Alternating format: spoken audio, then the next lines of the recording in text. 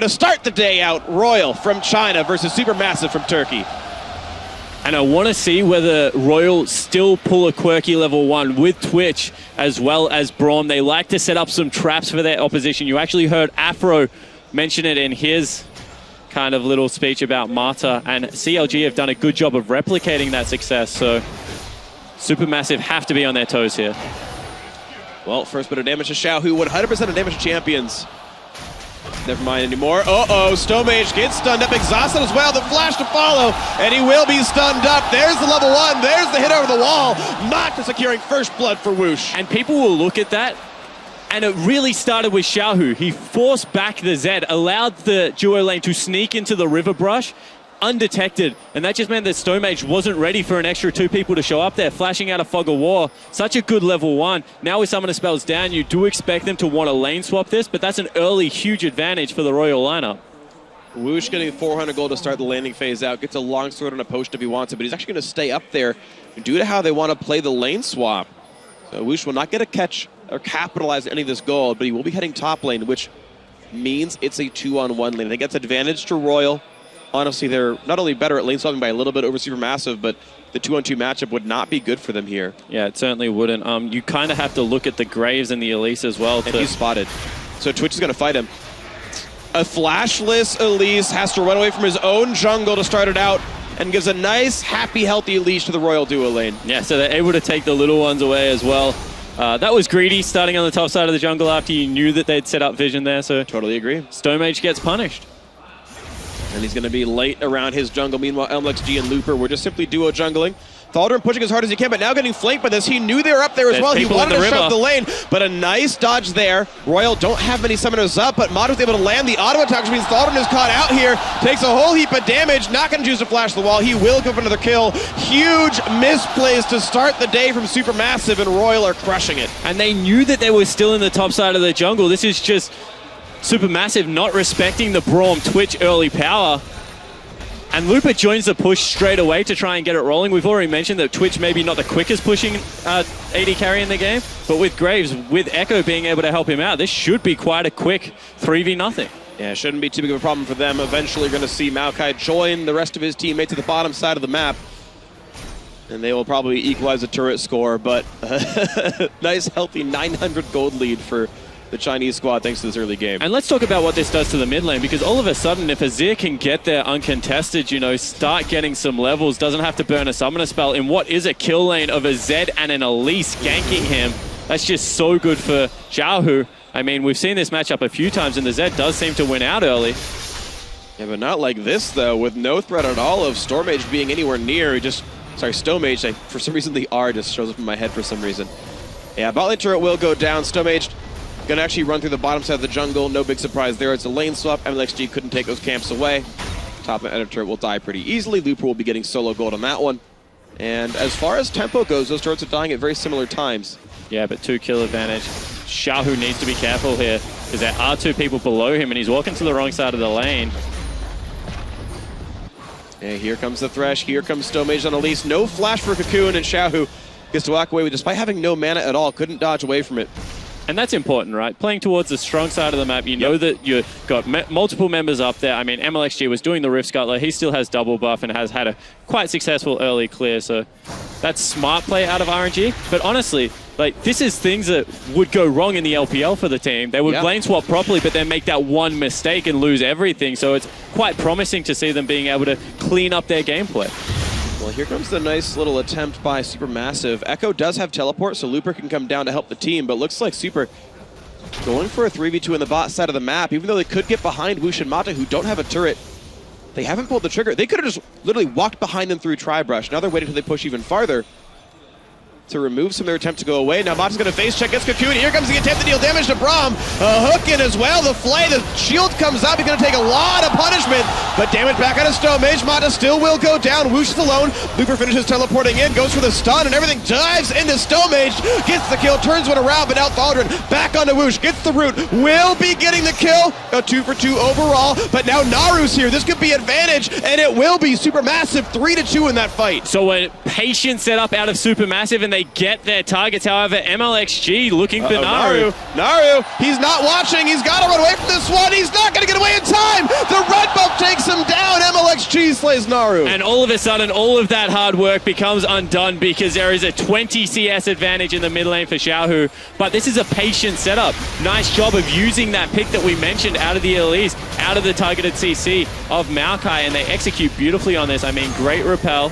I actually don't like Luba's target prioritization here because he chases so far and kind of leaves Whoosh for dead, which means that they trade very evenly in what was an early game that they were winning. Because they probably could have killed Thaldrin and saved Whoosh, you're right. Yeah, so Thaldrin instead gets a double kill. He's now back in the game after being heavily focused out, and that is a mistake out of RNG, but honestly, MLXG kind of saves it here.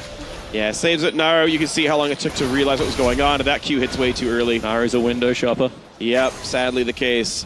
And here we go, an attempt in the top lane. Achu is going to get away from Looper's stun, but it's still a level 5 Bomby Cinder, double Thorns Ring Echo. We can walk back to his turret safely. Still a 1,000 gold lead right here. Oh, sorry, yeah, I'm watching the wrong side of it. It's the Sheen and the Ruby Crystal and Echo. I'm all kinds of terrible right now. Actually a really greedy build out of Echo because he's going with combat as stats here when he's going to be against not really all of that many people. Oh, Azir Kama comes in from Xiao, who wants Naru, who's forced to jump away, but he's flashless thanks to MLXG's gank earlier, and he will be going down. Another kill picked up by the Chinese jungler. And this is dangerous because you need a snowball Zed mid lane. Maybe Stomage needs to get there and give a little bit more focus, but Xiaohu's kind of having his way with Naru right now. They're going to actually even trade out a mid lane turret, which is hugely... Oh, that's just so not good for Supermassive. It's a lot of bad things at the very least for them. They were able to pressure the top side. The Twitch solo push by Whoosh only really has attack speed, so won't be killing that turret very fast, so it should be a turret trade at the very least. Top lane will be going down, and Thaldrin will accept the experience here. So the kills are still what's giving a lot of money over. And I take it back, the bot lane did go down. Twitch plus the minions was enough, so it's multiple extra turret kills. Stomage now finding MLXG, who's able to jump away in the back towards his side of the map. Dumble Judge can look for the hook. Matha tanks it with a shield up. He's in a decent spot here as Looper is not far away. Yeah, I don't think there's much more Supermassive can do. They've got to respect this kind of damage output. The flash actually out Xiaohu in here as well to deal some damage. Thaldrin forces a flash as soon as he engages back in. There's a loss of summoner spells for Supermassive, but now Achu finding Whoosh, who has to flash away. We'll see if that chase happens. Looper does go down to Stomage, so a nice re-engage by Supermassive. Whoosh does limp away safely. Achu burned flash to get nothing done. He could have just let him go. Yeah, he certainly could have, and he probably should have because he has a BF sword. He just regained control of that lane. He can freeze up nicely for a couple of waves, maybe try and deny the Twitch or Looper respectively. So he's pushing instead, which surprises me a bit. I don't think he's anything to push for. Yeah, especially because, you know, they've already lost all 3 outers and they're not really in a position for Zed to go to a side lane just yet. They probably do want to turtle this one up for another 4 or 5 minutes, get that completed item and see what they can get done. That's, once again, a little bit disappointing out of the RNG lineup because MLXG was Xiaohu was obviously, like, very clearly pinging his team back there as Naru will escape there. But they just continue to fight, and the tankiness of this Maokai, who did go the early tank items, was just able to absorb so much of that pressure and continually re-engage. You mentioned the greedy build by Looper. Sheen has no defensive combat stats except for, I guess, cooldown reduction to have your shield come back up again, and lo and behold, actually gets killed. Only level 5 on this Echo. Dirt, certainly not tanky yet, but now building towards the Spectre's Cowl to deal with Maokai and Elise. We'll see which lane matchups end up lining up, because the thing is, if Thaldrin matches up with Whoosh, he's got a chain vest. If Looper matches up with Achu, he's got no armor. Yeah, and Archer's already shown that he's not really all that scared of the members of RNG right now. So they will continue to just try and pressure out and shove these lanes. Naru's the player on his team that's in trouble. Everyone else is kind of within touching distance. I mean, Stomage also a little bit struggling. But honestly, the top laner and AD carry right now for Supermassive should be where they are trying to play around, get them the advantageous side lanes. And the problem is it's just not been good for Naru. 1-2-1, down 34 minions against his opposite member, Mata, clearing some wards away and doing just fine. MLXG just invading right into the face of the Supermassive, taking the red buff away. Looper's there to help support that as he's level 6 and nearly immune to dying. And yep, MLXG grabs the red buff, nicely done there. Stomage actually just sitting there watching the entire time red buff was dying. He just stood there saying maybe they'll misplay and the red buff will kill them, and it didn't happen. Thaldrin down a level under Looper, forced out of his own jungle as well. Yeah, so top side of the map firmly belongs to RNG right now. However, on the bottom side of the map, Archu is 35 CS over what the LPL considers an advantageous lane for the Twitch that started off with 2 kills. Problem is, Woosh is ahead in gold because of the extra turret kills, because of the 2 kills and assists that he has right there. I would still take BF Sword versus Hurricane and be happy to be the Lucian here, but Woosh is honestly not in a very dangerous spot here, so he'll get some farm back. He's got most of his team's gold lead, and Archu recalling on a ward, has to jump away. He'll be okay. And I was wondering whether they were going to still go the Hurricane build. I mean, they're going Hurricane into Youmu's right now, into Infinity Edge, instead of going for something like a Blade of the Ruined King when you don't have the Kindred on your team. I agree with the build if you do have the Kindred, but I think it also might be one of those things where if you get caught out at the later stages of this game, like when you're 1 or 2 items by the Zed, you have significantly less dueling power. Definitely agree, but as long as Woosh can get himself a Quicksilver Sash 3rd item, I think he'll probably, especially with an underfed Naru who probably can't even kill a melee minion by himself without some supervision, I feel like Woosh will be okay. And it'll be a very mid-game spiky team, right? As soon as he maxes Contaminate, the Hurricane bolts stack up, he hits everybody for like 500 damage on a nuke.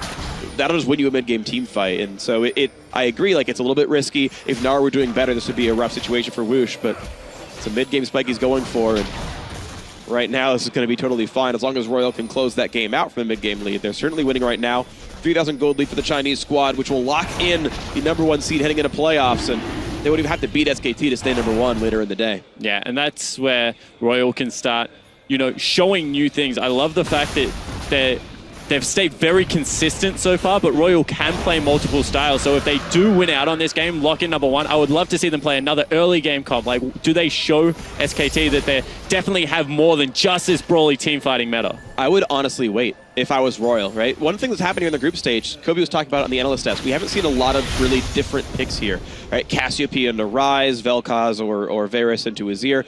At this point, a team like Royal should just save those picks for playoffs. And if they play SKT or they play CLT or whomever in the semifinals, say, oh, by the way, you think we're going to pick LeBlanc here. Just kidding, entirely different composition. You weren't ready for this. And at this point, strategically, that would be the sort of outlook I'd be looking for. But either way, we're looking pretty far into the future. And right now, it's about Royal just playing a reasonably clean game. Some mistakes, certainly, that SuperMassive capitalized on, but a game that they are winning. I like the fact that they slowed it down, right? They opened up the map early. That would be in the advantage of the pick comp, especially now that they've wrestled control of their own jungle back. I mean, props to SuperMassive right now. They've got the defensive line of wards through the middle of their jungle. That means they can start to push up. So, honestly, RNG, wow. Well, looking in onto Woosh, Exhaust is reminded to keep himself alive, and Archu has to force a flash away. Stomage very, very low, and Double Doge will likely be the first one to be killed. And when she kites away, Mata gets the slay. Actually takes down a fellow support, and this late TP by Thaldrin just in the middle of the Royal lineup. He's forced to run, and now here comes Xiaohu. A great knockback takes down Stomage, and by the way, Archu still forced to run away. He will be going down. A double kill for Xiaohu, making the flank happen. That's a 4 for 0. Yeah, and that's why I was saying that right now, both teams should just be content to farm up, because if they ever do go aggressive here, SuperMassive, they still are weaker, and Xiaohu just able to absolutely light up the backline. Great mistake by SuperMassive. You mentioned the fact that they had wrestled control back of the top side jungle, not the bot side. They dove well past what was safe. Turns out all of RNG was there. Now we're seeing the attempted play there to take down Woosh. He nearly gets the damage, but it's not going to be enough. He ults the wrong target. Actually hit MLXG. Woosh lives with 100 health, and didn't need it. I actually think that was a little bit greedy. He thought he could make the play where you kill one target, jump to another to make your grand escape. Instead, he gets neither there, Naru.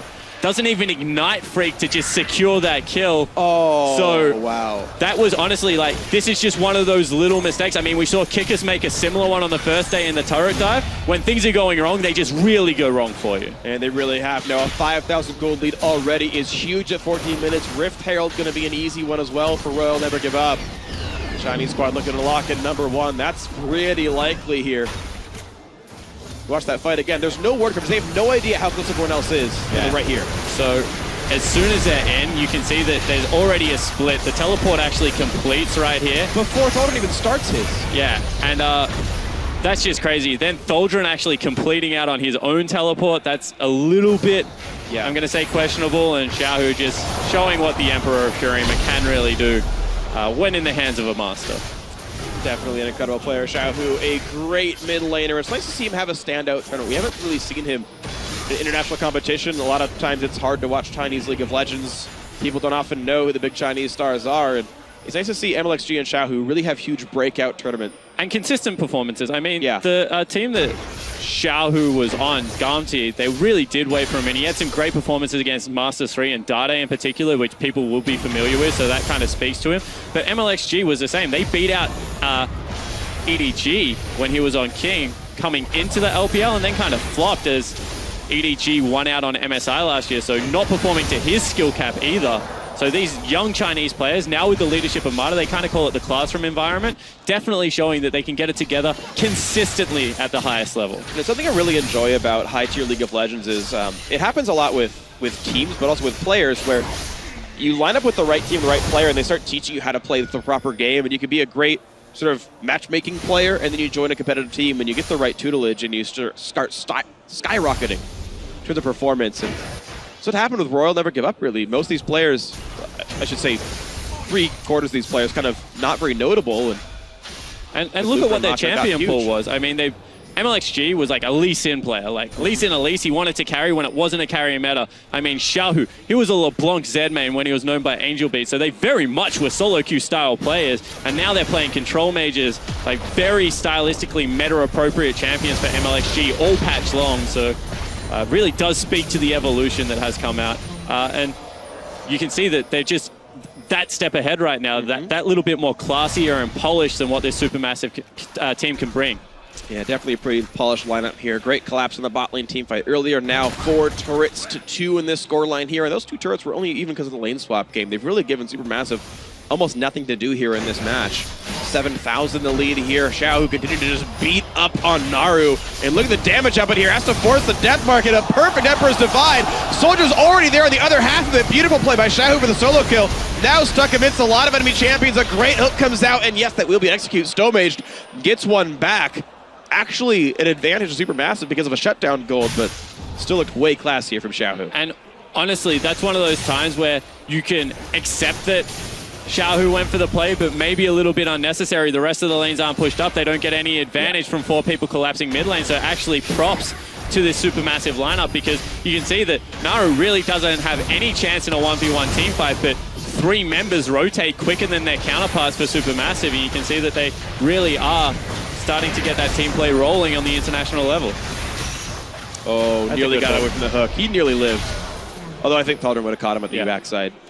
And they're the 2 players that I really want to talk about right now. Thaldron, who had a really sloppy early game. He's back within touching distance, 2-3-2, maybe a couple of mistakes. Archu, he's still up 20 CS. He's doing really well in this lane swap situation. So there are individual standout players right now for Supermassive for people to be able to look towards. It's just that their mid lane and jungle fell so far behind because of an early, I guess, greedy path out of Stonehenge after already giving up first blood that just set the tempo of this entire game.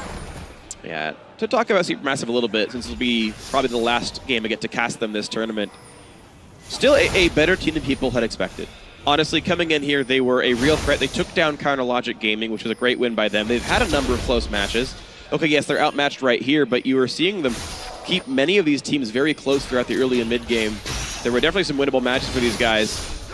If they can't close one out, they are guaranteed 6th place, as G2 owns the head-to-head tiebreaker, so they can't get out of 6th even if they win later on in today. Supermassive still, I think, doing better than Turkey did at last year's MSI.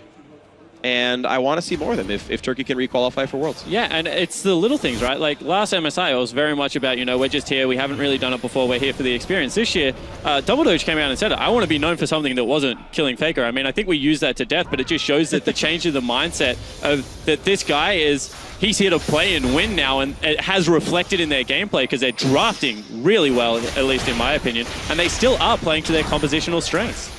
Definitely are, but now you're seeing some strengths come out of Whoosh. A lot of damage down to Double Dutch, force a flash away. Nice shield by Mata, blocks the culling, and he's going to be all right with that, but 7,500 the gold lead now. Royal really not taking any major damage, just pushing in, looking for the next turret to kill. They've stacked 2 dragons already. Baron's up in 25, and maybe they find another assassination. And look, Royal did the hard work against CLG as well and threw it all away. So pressure's now on. Like, we know that they can get early gold advantages. We know they're talented individual players. We want to see more of the discipline, more of that refined style that we saw against SKT the first time this team played them, and the ability to not go for the over-aggressive plays and respect your opponent. And they gave respect right there. They run away and don't get caught out by Double Doge's Lantern gank thanks to the Elise. Gonna be just fine getting away from that one, but now the attempted Baron, a nice little sneaky play by Royal Never Give Up from China, while they're dueling distracts on the bot side, and then walks away cleanly. The Azir turret falls down in the mid lane. No one is the wiser. This is gonna be a clean take. Well done right there. Baron at 20 minutes for Royal. 10,000 gold lead. All that's left is just to attack move into the base.